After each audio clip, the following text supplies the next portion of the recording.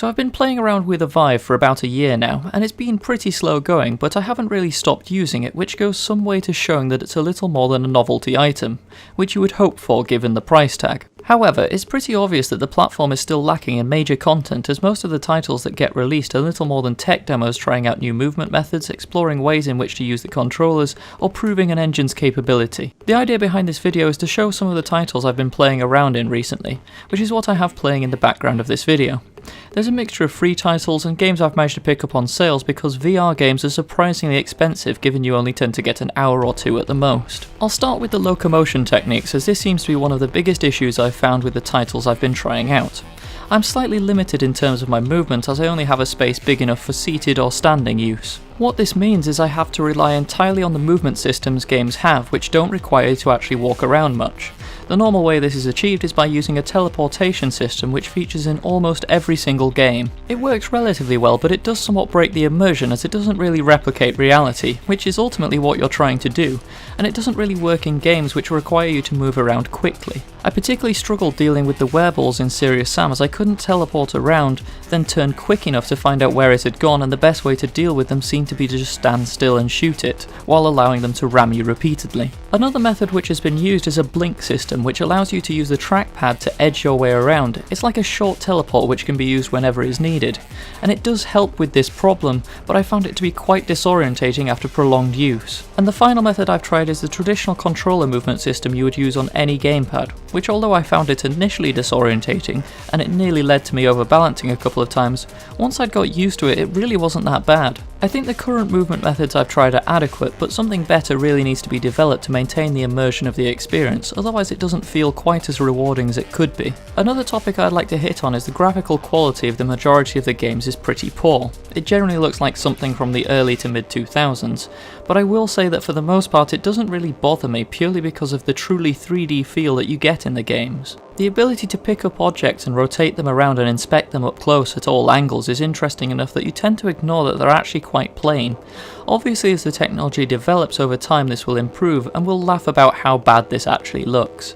It's good enough to prove the concept, but it's going to need some work. Games like Arizona Sunshine show that not everything has to be entirely cartoony. While it still definitely has an unrealistic edge to it, it's one of the first I've played that is really starting to get where VR needs to be to prove its worth. Which leads me on to my biggest point, my main issue with VR and the reason I can't actually wholeheartedly recommend that someone go out and invest in getting their own headset. I can't think of any games which are must-haves.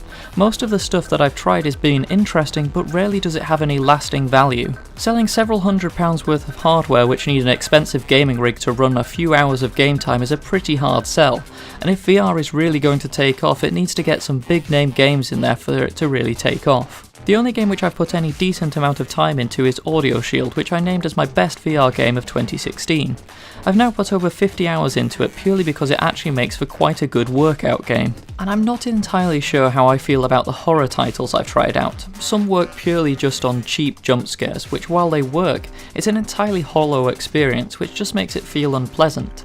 I'm hoping that this improves as the immersion value could really make them good fun. The technology itself seems to be pretty solid, and I've had very few issues. Until I managed to get them into a consistent position, I did have a few issues with having to calibrate the positions quite regularly, but given it only takes a minute or two, it didn't really matter to me. Occasionally the controllers do need to be switched off and on again, as the tracking sometimes seems to fail, and the controller goes flying away into the distance while you look at where it should be in your hand.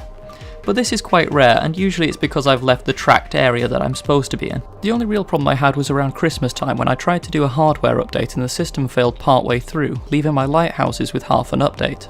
Fortunately I managed to get a solution remotely from Steam support and they were working again within a week or so. All in all, I'm enjoying my experience with VR and I'm still getting the occasional wow moment which make it that little bit more special than normal gaming. Some admittedly are pretty minor when you think about it, and it's not quite as exciting, like looking over a wall. It's also shown me just how incompetent I am at playing golf without having to embarrass myself in reality. Not that I've actually ever played real golf, so the simulation may be entirely inaccurate, but who cares, because you can hit ducks with the ball and not have to face the consequences. I've also tried watching an entire movie on the VR headset, and I can say that it's pretty much like being in the cinema, except you can position the screen wherever it's comfortable. I was pretty much laying down by the end of the movie, and aside from my cheeks being a little numb from the weight of the headset, it was perfectly enjoyable. As I say, I still wouldn't recommend someone someone go out and invest in the gear needed for VR, it's definitely something to try out as it works far better than I expected prior to getting it. I just hope that the games come along soon to back it up.